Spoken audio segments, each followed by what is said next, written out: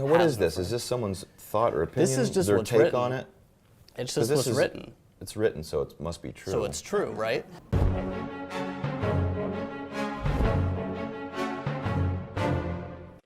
It says that your major bass influences include Cliff Burton, Gene Simmons, and Phil Lynott from Thin Lizzy. Yeah. First two influences was when I entered the awkward age of 13, grabbed my older brother's bass guitar, left-handed, so that was awkward, but I flipped it around and basically closed my door for a couple years and tried to learn every Metallica song. Sure. And as much Kiss as I could possibly learn. The Kiss was much easier to Good pick place up. to start. It was great, and Gene Simmons scared me, and Cliff Burton wowed me. So yeah. Looking back, those two, you know, the first 30 songs that I ever learned with this, and also learning with the ear, would be Cliff Burton and Gene Simmons. Did you go fingers, though, instead of pick? Fingers. Interesting. Because, you know, Gene Simmons, I don't think he does the finger. No, he does not. No, but that's okay.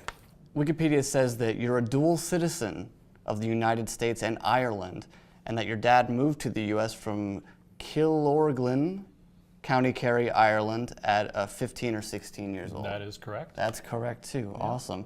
What did your dad do? What did he do? Well, he was a hi-fi enthusiast. Really? Audiophile. Wow. So when he moved over here, he first worked in like selling like suits and jackets and stuff like that with a guy, and then they decided together to go into a hi-fi business called JB Sound on Monroe Avenue in Rochester, New York. Wow. And he had that business for about, I don't know, 30, he had a few stores for about 30 some odd years. Cool, so that he really kind of... In the 70s and 80s. Yeah, he just started with nothing, and never saw Dad, though, because he was always so busy working. Oh, yeah? Which I really don't want my kids to say about me. Yeah, my dad was always on tour. Well, you know, it's a hard life. Yeah, sure. It's got to be done, though. Someone's got to do it. And we thank you for it. It says Brent Hines lived in his van for 5 years while a member of your band, 4 Hour Fogger. Yeah, he would live in vans, boat sheds. Oh boy, abandoned apartments, various box cars at the train station. I can picture it. And when I befriended Brent, he was currently living in Birmingham, Alabama, and he said he wanted to move to Atlanta for a bigger music scene. Yeah. And I said, well, you know, this is my address. I wrote it down. And shortly, within days, there's a knock on the door, and he just moved all of his stuff into his van. Perhaps he stole the van, I don't know. And knocked on my door, and we became dear friends and bandmates. So was he just parked outside of your place the entire time? He parked in an alley. He parked in That's great. I can still picture him actually doing that to Living this in a day. van? Yeah. Well, his van is now a bit of a nicer house, but he probably still treats it like a van. Found a contradiction that I see all the time on Wikipedia.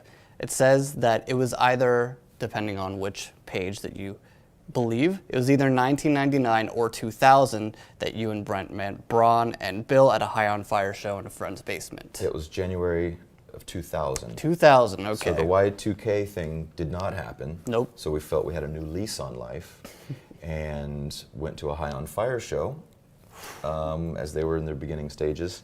Met these two other guys. We knew who they were because they were in a band called Today Is the Day at the time. Great band. And we said, hey guys, what are you doing here? You're from the north. And they said, well, we just moved down because we want to start from scratch and we're looking for a second guitar player and a bass player. So Brent and I just raised our hands and said, well, I think we could be your guys, you know. Yeah. So we actually formed, and our first band practice was January 13th, 2000. Lethargy. It says your last performance was on Christmas night, 1999. That is correct. That's correct. Wow. And you went to Atlanta right after that? I did. Yeah. Like the next day. Right the next day, and then, of course, met the rest of the guys at a High on Fire show. Was it that weird to meet your future bandmates? Literally, you just drive down, and then you're at a show, and then there's Mastodon in January 2000. What was even stranger was I moved to Atlanta in 1997 first. Okay. With my wife, and I couldn't find anyone really to play music with. Everyone wanted to be a guitar player, and my musical style, nobody was really into what the heck is that? Because it was pretty technical, kind of death metal, little rock and roll. And I had got my plane ticket back to move back to Rochester, and I went to see Today Is the Day, Yes. The Unsane, and 4 Hour Fogger. So funny. little did I know at the time, because I didn't know any of those guys. I knew the bands, and I saw 4 Hour Fogger open, and I thought, where have these guys? I've never seen these guys before since moving to Atlanta. Like, that guitar player is awesome. I could definitely see playing with that dude someday. But I didn't know Brent or Troy at the time. And then after them, Today Is the Day went on stage. And I knew nothing about Today Is the Day except that they were an AMREP band, and I liked AMREP labeled bands.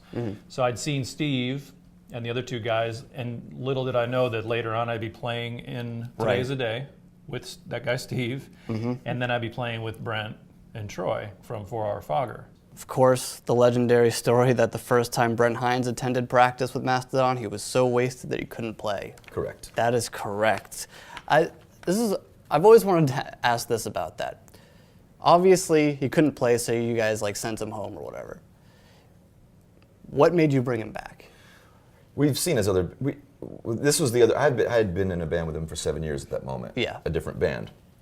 Those The two other guys were didn't really know him. But they had already seen him around town with his other bands, with his Okay. crazy psycho surfabilly music and his country western and his picking. With the pantyhose on his They knew head, the yeah. talent was there. But to come Okay. in to form this band, he's like, I got this great idea. We're gonna go like this. You know, like. So I was like, that's not what we want to do. You wanted to be But sleek. we know that you've got this vast pool of talent because we've seen it. So it just took 24 hours later to come back, and he's like, check this out. Blood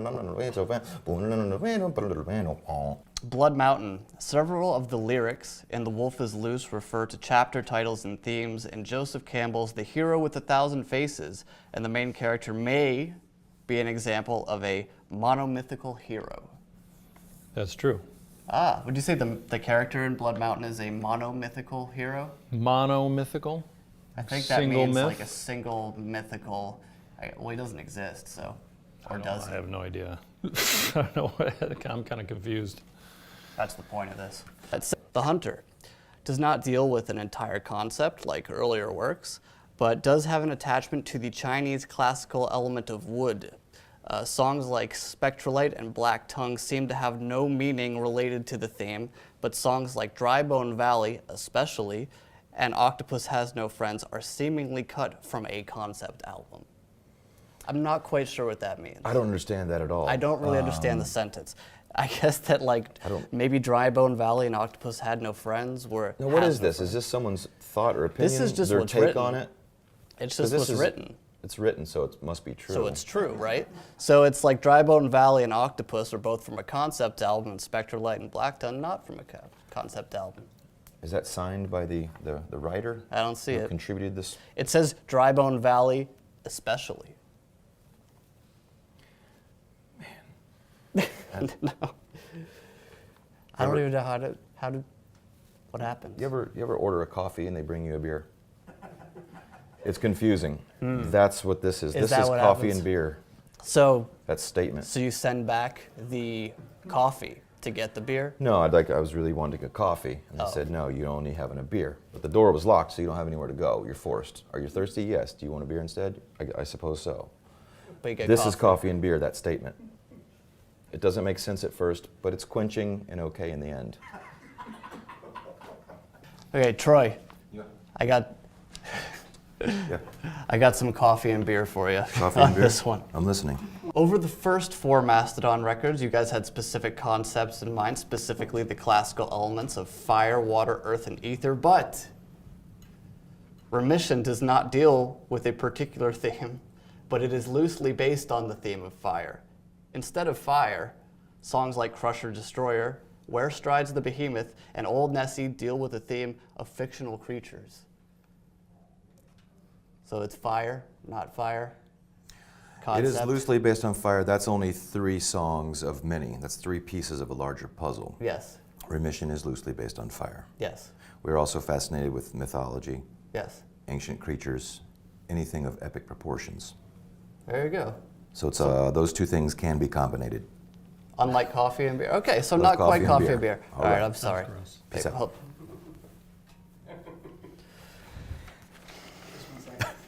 The Life's Blood EP. Samples at the beginning of We Built This Come Death and Battle at Sea are believed to be taken from recordings of the Nuremberg trials. True. That is true. Yeah, All that right, was pretty confirmed. mind-blowing at the time, and we wanted to incorporate some samples to use as segues. And they were dark and disturbing and real. It says on Wikipedia that your only lead vocal credit is for Deathbound, the bonus track from The Hunter. That is false. That's false. Okay. I don't think I've ever sang on a record. Maybe a Not backup. even a backing? Maybe. Oh, wow. I mean, we got 3 guys that sing, and they're all, really good at it. So, like, Totally. For me, it's live. I try to pick up the slack and sing here and there. But it's for me. It's I really want to play, hold down the riff.